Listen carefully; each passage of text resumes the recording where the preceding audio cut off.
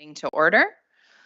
We are going to begin with an approval of the agenda, but I am going to read the recommendation because things are a little different tonight. The recommendation is that the agenda and any addendums for the November 4th, 2024 council meeting be approved, and that council agree to hold the closed session at the end of the open session in accordance with section 3.4.3 of the procedure bylaw, as it was not possible to commence the closed session at an earlier time tonight. Can I have a mover, please? Councillor Andrews and Deputy Mayor.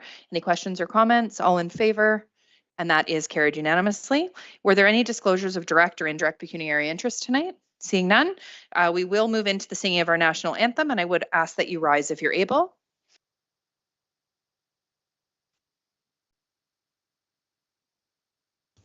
O Canada, our home and native land, true patriot love in all of us command. With glowing hearts we see thee rise, the true north, strong and free. From far and wide, O Canada, we stand on guard for thee. God keep our land glorious and free. O Canada, we stand on guard for thee. O Canada, we stand on guard for thee.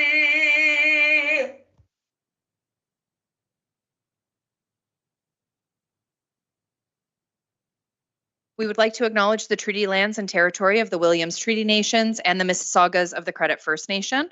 We also recognize that Dufferin County is the traditional territory of the Wendat and the Haudenosaunee and is home to many Indigenous people today. Tonight's meeting is being aired on public television and or streamed live and may be taped for later public broadcast or webcast. Your name is part of the public record and will be included in the minutes of tonight's meeting. Any member of the public connecting via telephone is reminded to press *6 to mute and unmute, and I ask that you please remain muted until the chair requests comments or questions from the public. We do have adoption of previous council minutes from October 21st, 2024. Can I have a motion to receive, please? Councillor Stevens and Councillor Sherwood. Questions or comments? All in favor? And that is carried unanimously. We'll now move into question period. Any member of the public connecting via telephone is reminded to press *6 to mute and unmute, and that they have a maximum of 3 minutes to ask their question. Was there anybody on the line looking to join for question period? No? Thank you very much, Mona. Was there anybody in the gallery who wished to ask a question tonight?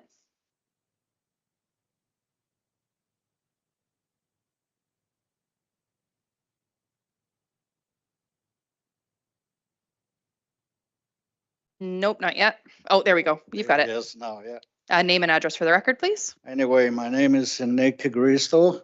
I live on 20 Paula Court, 5W1. And anyway, my question tonight is, finally, after 2 years, we got the seniors on the agenda on the, 11.1. So I'm glad to see that.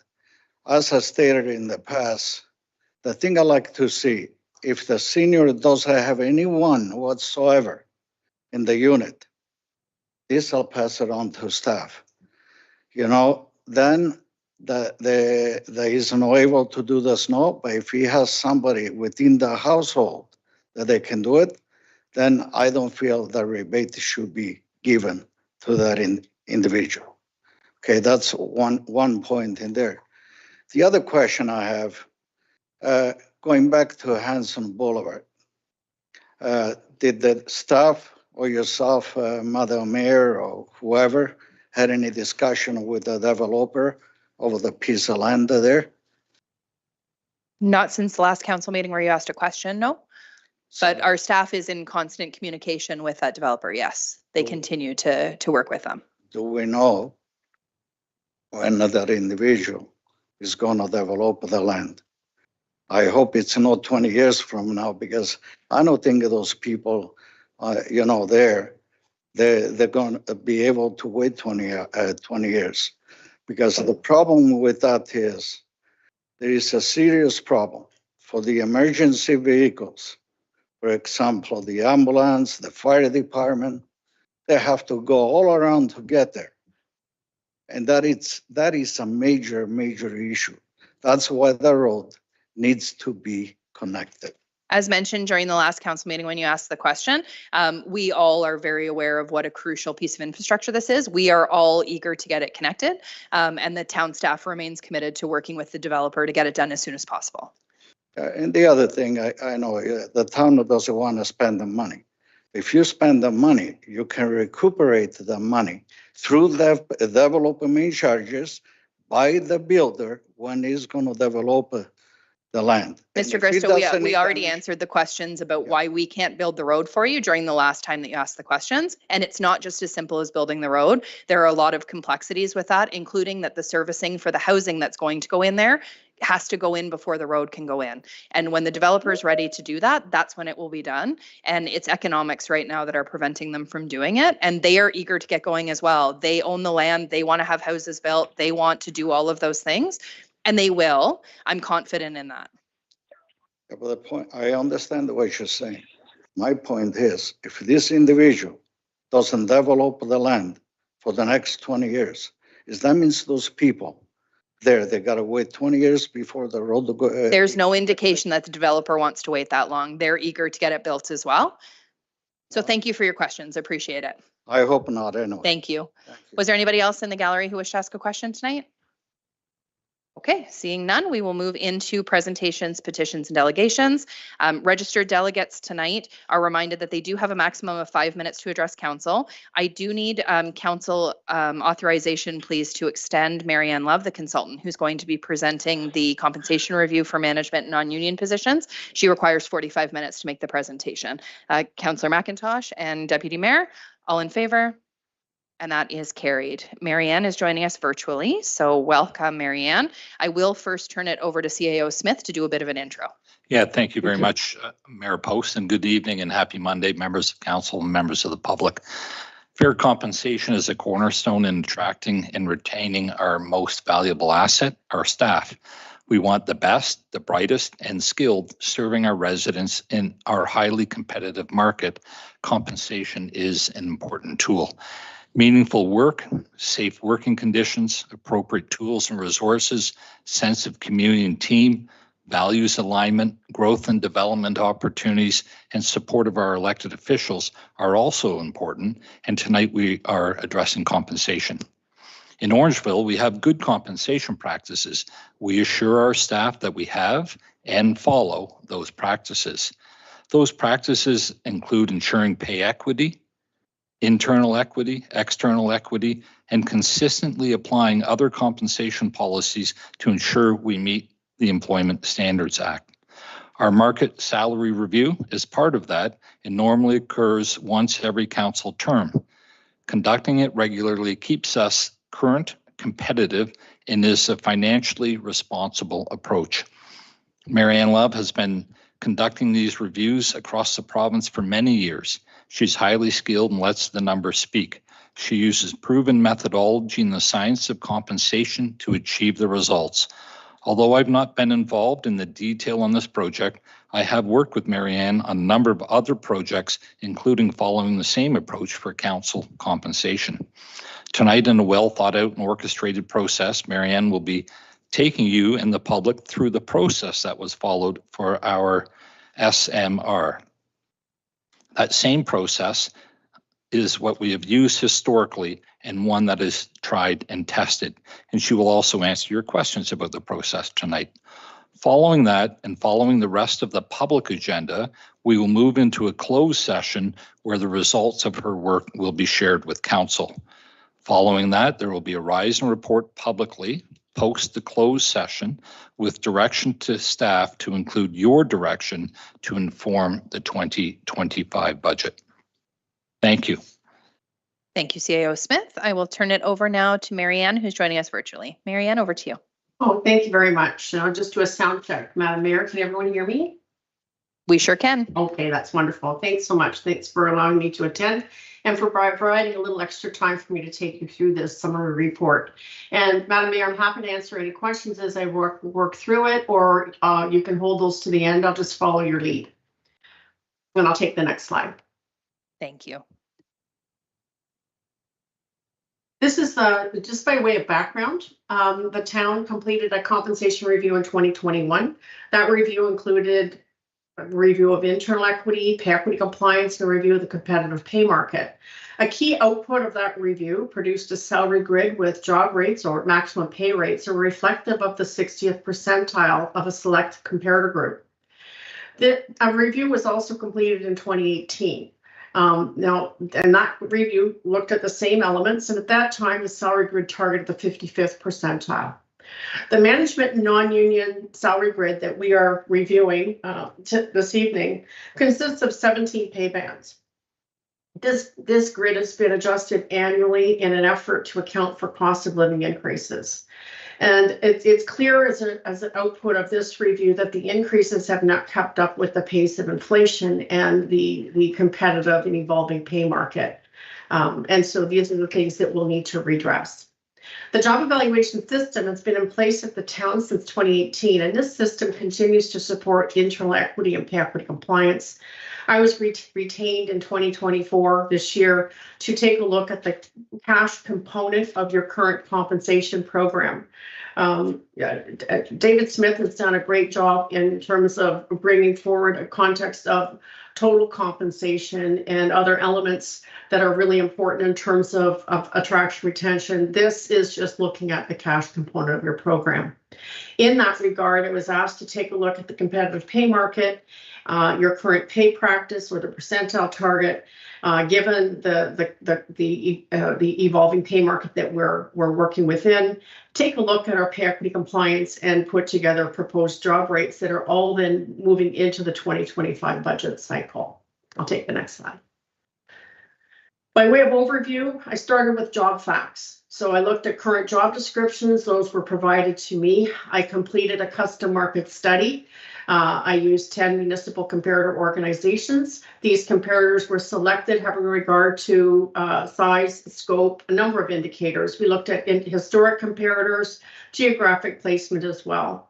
I looked at reviewed the job evaluation ratings for all of the positions to ensure that any changes in job content were reflected in the updated grid. And I also looked at the current banding framework. This was tested and wanted to make sure it would continue to support the position placement, the job design, and the organizational growth. The banding framework is the left-hand side of the grid. I prepared proposed 2024 job rates based on the competitive pay market, and pay equity was tested. Now we're in November of 2024. So this framework needs to be prepared and of course move through the budget cycle in terms of 2025, but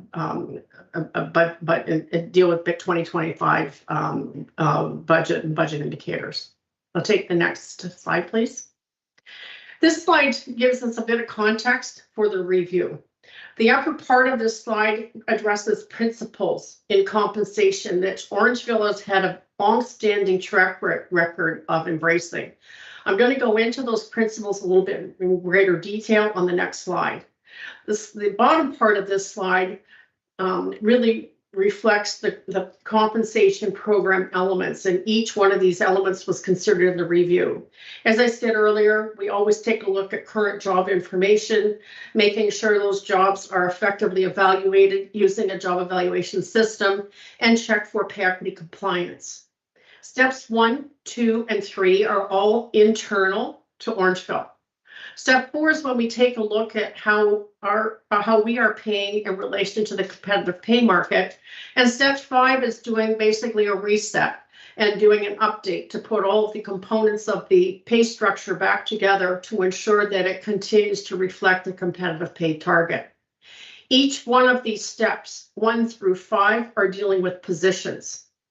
It's very important and integral to your organization that we have programs that monitor and that promote positive performance. And that's a performance management program. That's alive and well. at Orangeville, but that's not this program. This is the compensation program. We were focusing on positions in this review. We'll take the next slide. Here are the principles that you can see over the years with the periodic reviews that Orangeville's undertaken, that the councils that are dealing with and receiving outputs of these reviews are able to put their hands on these five important principles regarding your compensation. We can say that Orangeville stands for the principle of fair pay and fairness when we have internal equity that's achieved through job evaluation. This allows us to place positions in the same band, and those positions in the same band will all march along to a common job rate or a maximum rate of pay. We can say we stand for the principles of compliance, and the prevailing piece of legislation in a compensation review is the Pay Equity Act. And the pay equity compliance is achieved and maintained when we periodically undertake an analysis to ensure that we have no pay gaps for female-dominated job classes when they are compared to male jobs of similar value. So your job evaluation system that has been in place for many years at Orangeville really underscores the achieving the principles of fairness and compliance. Now moving over to competitiveness. Again, periodically, we want to go out and check the external pay market to ensure that we are able to attract and retain the talent that Orangeville needs in order to provide the services that are required and expected by the electorate. And we do this by paying at a competitive percentile relative to the pay market. In terms of pay for performance, Orangeville has embraced the concept of successful performance and moving folks through the grid based on particular metrics in the performance management program. Sustainability and renewal are also very important principles in your compensation program. Council will determine and take into account key outputs of reviews such as this through an understanding budget implications, projections, workforce planning. Sustainability and renewal are also underscored not just through affordability, but also ensuring that we have best practice tools, systems, and renewal process in place. And you can see by the introduction, we have a track record of periodically reviewing our pay practices, our principles, and our methods on a regular basis. I'll take the next slide. By way of executive summary here, ensuring our employees are paid fairly and competitively is a requisite for effective service delivery. And this is key across the province of Ontario for municipalities. And this is largely given the challenges in attracting, retaining staff in specialized technical and management positions, underscored by an aging demographic. It increases our challenges to attract and retain folks in the positions that we require. The 60th percentile pay target is recommended to remain, as it is representative and progressive, having regard to the scope, size, and composition of the 2024 comparator group in relation to the town, and in light of an evolving pay market. So I haven't recommended increasing the pay target. On aggregate, we're paying below the target of the defined group with greater deviation in some positions. And this is not a surprise, given the extensive amount of activity in pay, compensation, the way of work in the sector. The current banding framework, your left-hand side of your grid, can support your organization design and placement of positions. And the updated compensation framework that I've put together addresses internal equity for all of our positions, compliance with Ontario Pay Equity Act, and pay practice with job rates that are reflective of the 60th percentile target of your defined group. Take the next one. Now, just a few sort of words on some of the component parts of the review.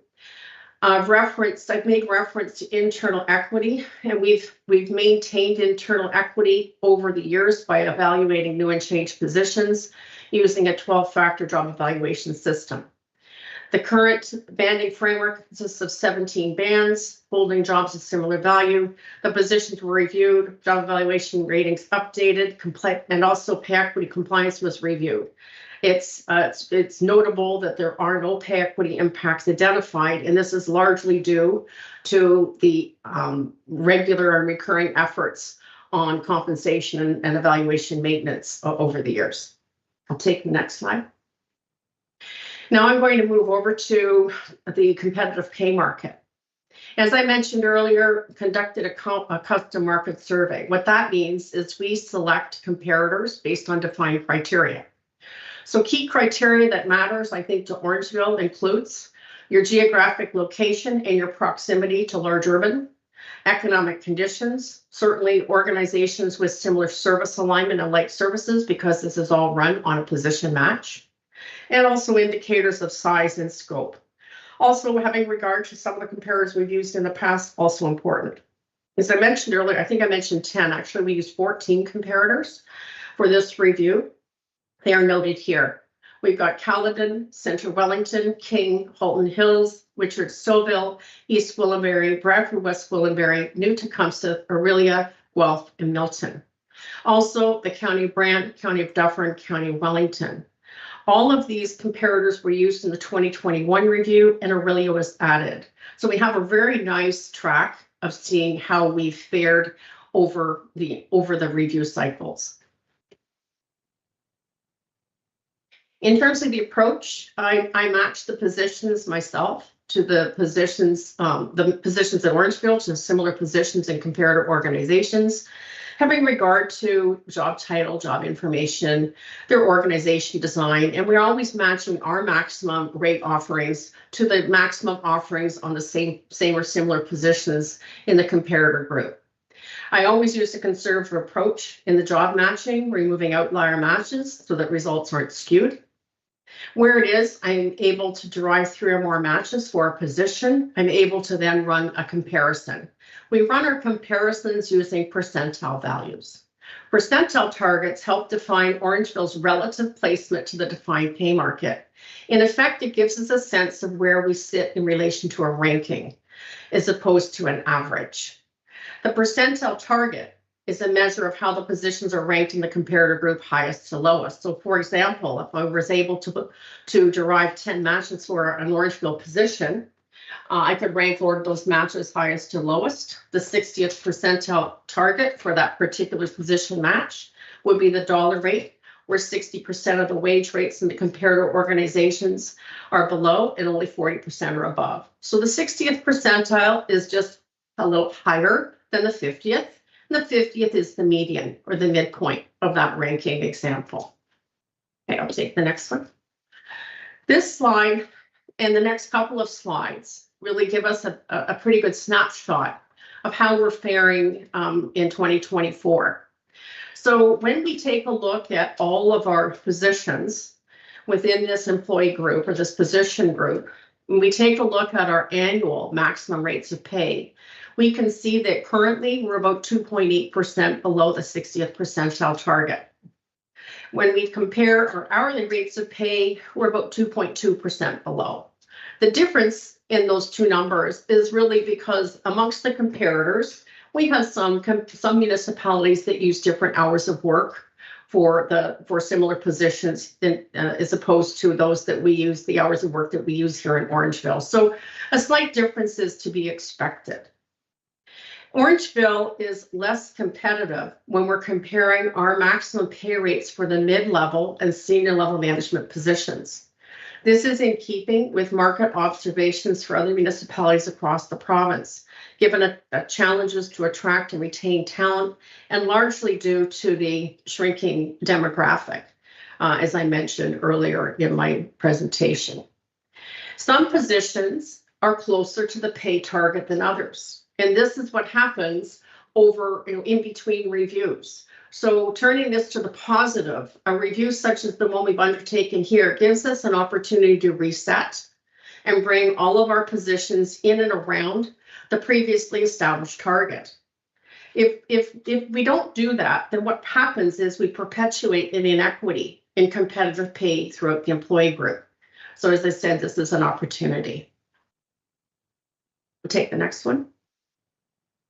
Again, in terms of explaining the results, so we might ask, we just did this review a little while ago, so why are we further gapped? Now, it's not hugely gapped, it's a few percent, but it is gapped. So the reason being is that Many of our comparators that you saw in the previous slide have completed a salary review in the last 3 to 4 years, and they've adjusted their grids accordingly. Those municipalities will do what it is they need to do with regards to the compensation programs in accordance in terms of what's best for them. Many of the comparators, when they have done these reviews, they revisit their own compensation practice and they can adjust their comparator pool, and they may also increase their target market percentile to achieve competitive job rates. Orangeville did this. In 2018, the percentile target was 55th percentile. The last review, Orangeville targeted a little higher. So these things happen during the course of a cyclical review such as we're undertaking here. In terms of the current landscape, 10 of the 14 comparators have adopted a pay target at the 60th percentile, so that's where we are, or we're targeting, or higher. 3 of the comparators completed a compensation review in 2023, and seven are undertaking a compensation review this year. So this just gives us a sense of the churn in the sector, and each one of these municipalities will do what's best for them. I'll take the next one. So in terms of the overarching recommendation, I think that my recommendation is that Orangeville continue your pay practice that establishes your job rates at a minimum of the 60th percentile, having regard to the criteria we initially brought forward: size and scope of your comparator group, conservative approach to job matching, staff retention challenges, which your CIO, your directors, HR are well versed to address. Certainly your geographic placement in the province and the pressures that brings to Orangeville in terms of attraction and retention, and the evolving pay practice in the comparator group and economic conditions that I've referenced earlier in my presentation. I think this it continues to reflect a progressive approach in aligning our job rates with an evolving and competitive pay target in a 3-year review cycle. So having the 60th percentile, I think, works well for Orangeville, as long as it is that we continue to go out on a 3-year cycle. If it were to be a longer period of review, we may need to establish a higher percentile target. I think the prudent thing to do is to maintain your review cycles and hold your percentile target where it sits. This pay target will allow us to align the competitive pay rates for positions in the employee group, achieve equity when comparing to the defined pay target. I'll take the next slide. So coming through this, I prepared on 2024 non-union salary grid framework for positions with revised job rates that were reflective of the 60th percentile. And if you reflect back on the previous slide that showed the aggregate differentials, we don't address the problem by just adjusting each band by 2.8%. There are some bands that require higher adjustment than others. It just shows generally those numbers on that initial slide just shows that basically we're behind the pay market. But what we've got now coming out of this review is a framework that's been reset to reflect the 60th percentile with the framework that's currently in existence. We still have 5 steps, a 4% differential. Our step 5 in Orangeville is the highest step in the band, or the maximum rate of pay for the band. Now, of course, because all of the field work has been done this year, we need to adjust this further to account for an economic increase for the 2025 cycle. Staff have prepared an implementation costing for placement of all of our positions on the new grid, and the approach taken reflects equity and consistency, also supporting retention and sustainability in the program. I'll take the next slide. So in terms of future considerations, I'm recommending that the town continue the practice of targeting the 60th percentile of the defined group, and that the town adopt the proposed salary grid. I'm also recommending that the following pay practices be continued to build resilience in your program, and this is supported by prevailing practice in the municipal sector. I recommend that the town continue the practice of undertaking a periodic market review of all your positions on a 3 to 4 year cycle in order to ensure competitive pay practices in light of the changing demographics and in light of the changing work practices in municipalities. As your CIO has said, this has and reflects a best practice in the sector. It provides us with an analysis that supports adjustments to the salary grid to ensure we're not overpaying or underpaying. It also fiscally allows for the attention to be had to the pay program once per term of council. I'm also recommending that annual increases to your non-union salary grid be determined by taking a look at what our comparator organizations are budgeting. We can get a sense of what their projected salary increases are on an annual basis. This information, together with information relating to CPI increases and of course the town's own negotiated increases, will inform staff and council as to what the appropriate salary grid adjustment should be in any 1 year, having regard to the ability to maintain a sustainable framework. Also recommending that your positions, new and changed positions, continue to be evaluated using the job evaluation system, and that pay equity compliance be reviewed annually. And I've been able to support the town in terms of the job evaluation maintenance for many years. And as I said, I think that also goes a long way to avoiding any large increases in any one review. So we've got an ability to reflect changes in content on a regular basis. And I think, Madam Mayor, that takes me through my presentation. Thank you very much, Marianne. I will open the floor up to questions from council. Does CAO, did you want to say anything first? Okay, questions from council. Deputy Mayor and then Councillor Andrews. I thought you were deliberately looking the other way to ignore me and my question. Thank you very much for your presentation, Ms. Love. The things that maybe I'll back up before I go to my question. First of all, I think this is a necessary exercise. I think that staff compensation is incredibly important. And I've seen previous councils mishandle this ball in a really drastic way. I don't think this council is going to do that. But there's a few things that bother me, and that is you think about the reviews that are underway, and 7 out of 10 municipalities right now that you referenced are undergoing this review, and we should do the review every 3 or 4 years. I would agree. But if 7 out of 10 are doing it, it means that we're always going to be cycling. And I've heard this argument before too, but it spirals upwards. In other words, we're just going to continue to pay, and it's a concern. And again, I've watched this now. This is probably the 4th time I've seen this presentation, in my time watching council, but this is, the issue that we face that is going to continue to go on.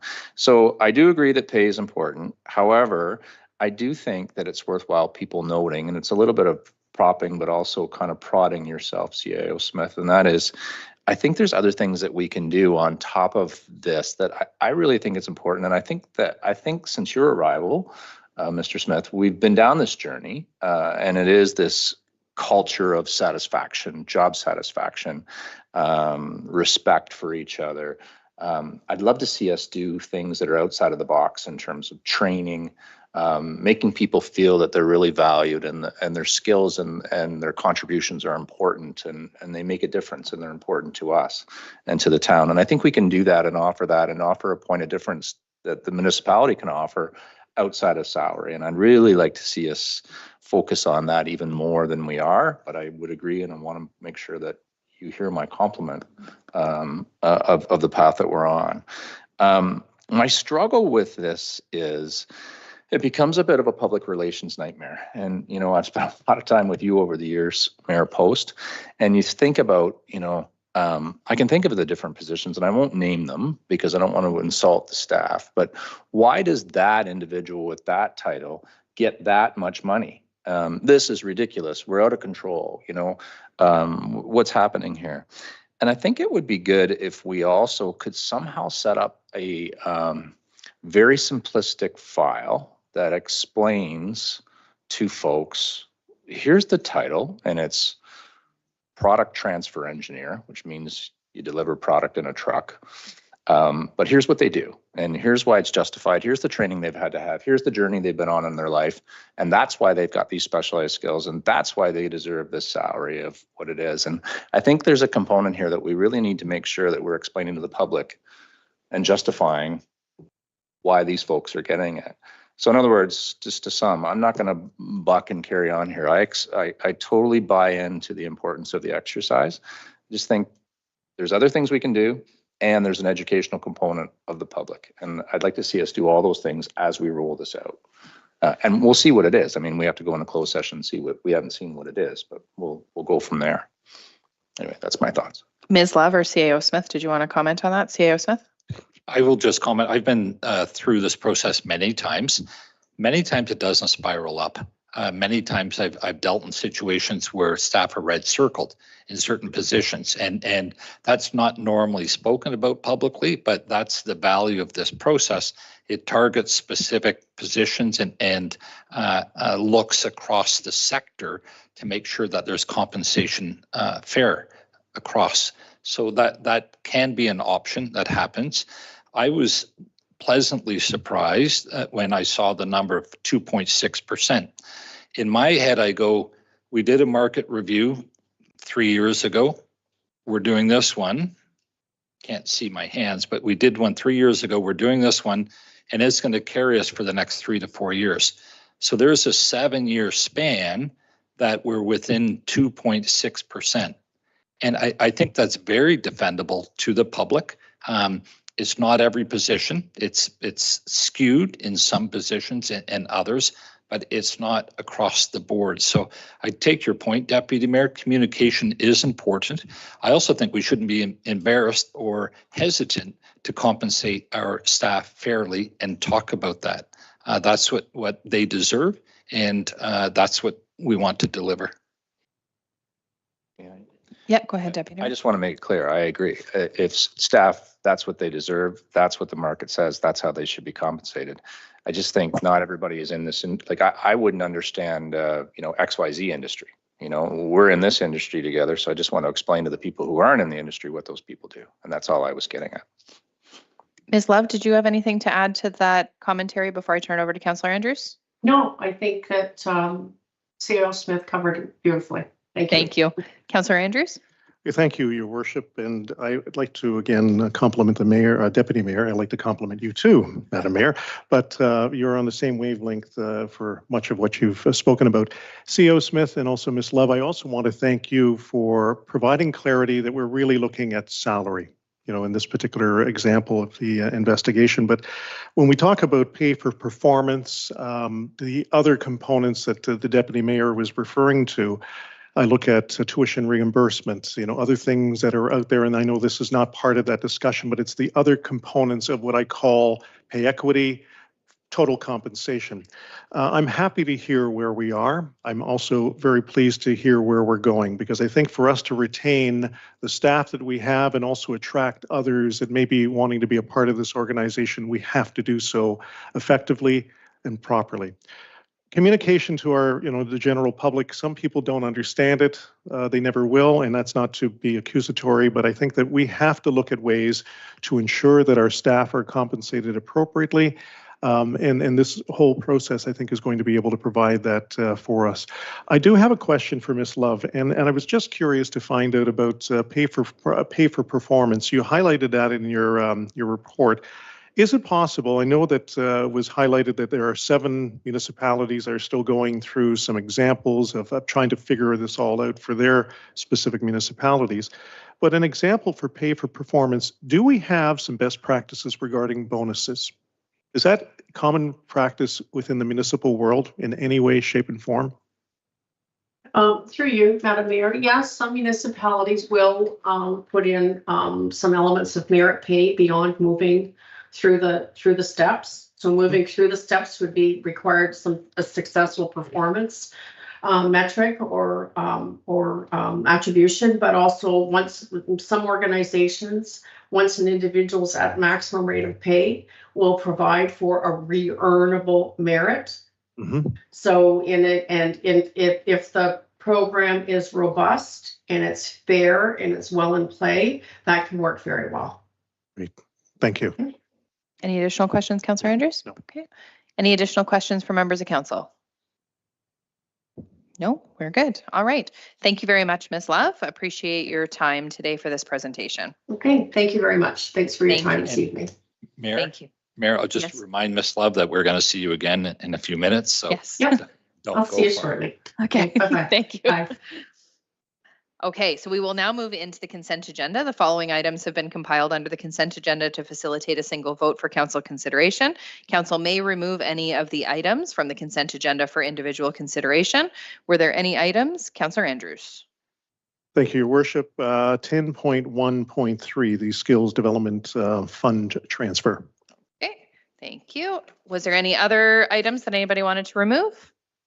Okay, so the recommendation is that all consent agenda items for the current council meeting listed under 10.1 staff reports, 10.2 correspondence, and 10.3 committee board minutes be received or approved as presented, with the exception of the items removed for individual consideration, which tonight is just 10.1.3. Can I have a motion for the consent agenda, please? Councillor McIntosh and Councillor Sherwood, all in favor? And that is carried unanimously. We will now move into 10.1.3, the Skills Development Fund Transfer Payment Agreement. Councillor Andrews? Thank you very much, Your Worship, and I appreciate the opportunity to pose the question. Would this be posed to Ms. Savage, or who would be really part of this file? Great, thank you. After reading this documentation, there was a lot to go through, and of course, I appreciate the amount of work that has gone into this and will be going into it. One thing that really caught my eye was, in fact, the Indigenous consultation.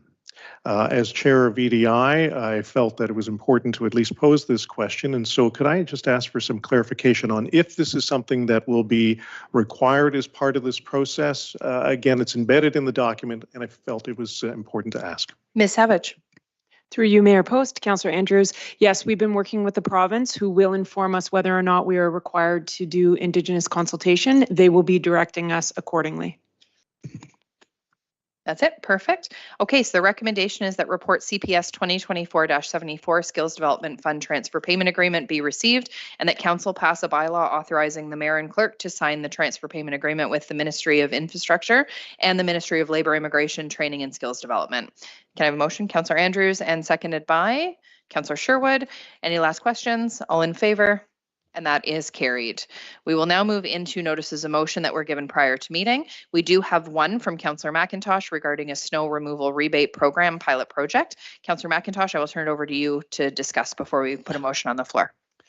Thank you, Your Worship. I wasn't going to read the whole thing, but now that I've made my screen bigger, it doesn't look so bad. So I will read it quickly.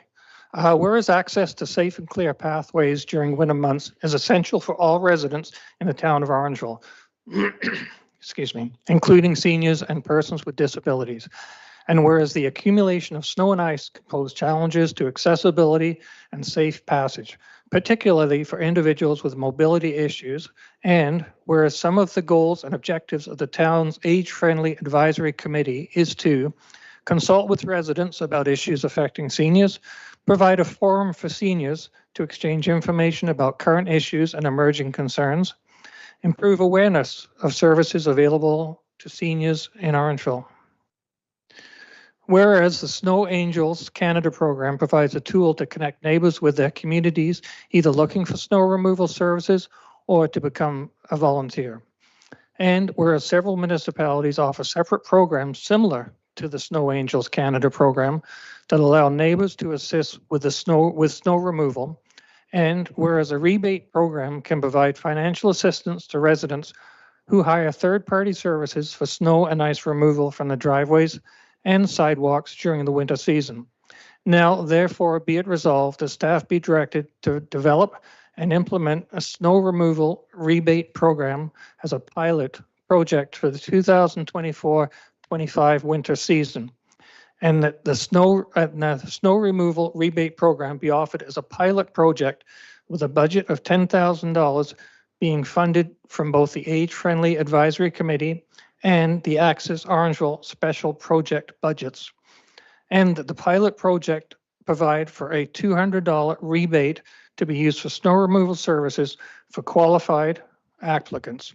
And further, the staff report back to council in Q3 of 2025, outlining the feasibility of being able to offer this program annually. Thank you. And Councillor Stevens is going to second the motion. Would you like to speak to it as well? I can, short Okay. or quickly. Thank you, Madam Mayor. And just from the Access Orangeville Committee, we, when Councillor McIntosh come to us, we certainly we're in favor of supporting his endeavor. So I fully support it. Thank you, Councillor Stevens. Was there additional questions or comments on the motion? Deputy Mayor? And then Councillor Thank you, Your Sherwood. Worship. Just quickly, I did speak with Councillor McIntosh before, and I just wanted to make sure and in public. So this monies that you're asking for, we've got these monies in those two committees, and it's not incremental monies that you're asking for. It's already been allocated, but you're spending it on an initiative now. That is correct. Councillor Sherwood. Yes, Your Worship, through you to Councillor McIntosh. For the $200 rebate for the snow removal services, it says for qualified applicants. Define qualified for me, please. Councillor McIntosh. Thank you for that question. Qualified, we haven't decided yet. We are going to have a checklist that you've got to meet to be able to qualify for the $200. The Seniors Committee is meeting again on November 19th. At that time, with consultation with staff, we will be formulating a correct sheet that we can, a sign-off sheet for people. And if they qualify, they'll be getting it. Councillor Andrews. Yeah, thank you very much, Your Worship. And on the same wavelength as Councillor Sherwood, regarding that rebate, what is perceived to be the appropriate timeline? Because will residents who qualify, will they have to pony up the dollars first and then, or how is that going to be processed? Councillor McIntosh. Thank you. Through you. There's a fairly short timeline on it. People, depending, yes, they will have to pony up the money up front if they're going to do that. Right now, we're looking not when the first snow flies, but by January 1st. Again, we only have so much money, so we can only do so many people. We're looking at 50 people right now with the money we have. So it'll be the first 50 people that sign up will be the ones that get the rebate if they qualify. Councillor McIntosh, I have a question and maybe a suggestion for an amendment to the motion, if possible. I have similar concerns to what Councillor Sherwood was bringing up about what qualifies as a qualified applicant. And I also think it's important that we implement it with some transparency as we are using tax dollars to fund the program. Your one, therefore, be it resolved comment is that staff be directed to develop and implement a snow removal rebate program as a pilot project. I would ask that instead of be directed to develop and implement, that perhaps they report back to council with their recommendations on how to implement and the parameters that would be involved, just so that council understands what the checks and balances are and we can be confident in the parameters that are being utilized to qualify applicants. I think it's important that that component come back to council. I did speak to staff ahead of this meeting to see what a reasonable timeline would be, and staff assured me that they could report back by December 2nd meeting, so not the next council meeting, but the one after. So we would still be well ahead of not only the snow flying, or hopefully ahead of the snow flying, but we would be ahead of the budget. We would be able to look at all of those parameters and look at it separately from the budget process. Although we already have the money, I still think it's important to get this done before the budget process. So my amendment would be that that staff report back with an implementation recommendation and the parameters of the program by December 2nd. So at that, I would look for a seconder for the amendment. Thank you, Councillor Andrews. Was there any more questions or comments on anything? Councillor McIntosh? I just wanted to stress too, that this is a pilot project. It's not perfect. We're seeing how it goes the first year. We may want to increase it. We may not do it again. But I just wanted to stress that this is a pilot project only. Deputy Mayor? I just wanted to state the same thing. I mean, to be honest with you, I have lots of questions. I think it'll be fun to watch it play through and see what happens with the money and whatnot. But I think it's really innovative thinking. And that's what this council has been trying to do, is do different things and try and make it easier for our citizens. And for that reason, I just wanted to let you know I'll be supporting the motion, and I'll be anxiously looking forward to it from a year from now. I think if we were signing up for an ongoing thing, that would be probably the wrong thing. But the fact it's just a 1-year thing, why wouldn't we do this? It makes total sense to try it. And if it doesn't work, it doesn't work. We tried. Was there any other questions or comments before we move forward with the vote? Okay, so we will vote on the amendment first. So can I call the vote on the amendment? All in favor? And that is carried unanimously. And then a vote on the original motion, please, as amended. So all in favor? And that is also carried unanimously. Thank you for bringing that forward, Councillor McIntosh. I also look forward to seeing how this plays out. Was there any notices of motion at tonight's meeting that anyone would like to bring forward? Seeing none, we will move into announcements. Who's got some announcements? Nobody, just me tonight. Okay, just me. So our announcements tonight. So ahead of tonight's council meeting, we did launch the official Respect Your Rec program, which is fantastic. We're asking that residents take the time to pop over to Alder Street and sign the pledge wall. The pledge is a pledge to respect the recreation facilities, respect the staff, and respect one another when you're utilizing our parks and facility spaces. Over the last year, we've seen an increase of disrespect to a lot of our spaces, including this summer at Every Kids Park. We saw $20,000 in vandalism damage to our park, and that was expensive to repair. It put some of our amenities out of order for some time, and it's an ongoing issue. That's on top of all of the other issues of vandalism that we've had in other park washrooms, with graffiti, those types of things. And we're also seeing an increase of disrespect to our staff, treating our recreation staff and our library staff inappropriately. So we thought it was important to run a program to, again, just encourage folks to respect the recreation facilities, our parks and our libraries, respect one another in the space. And, you know, we all pay for it. So respect goes a long way. So thank you to the communication staff and the recreation and event staff for putting this program together. You will see a lot of media around it over the next month.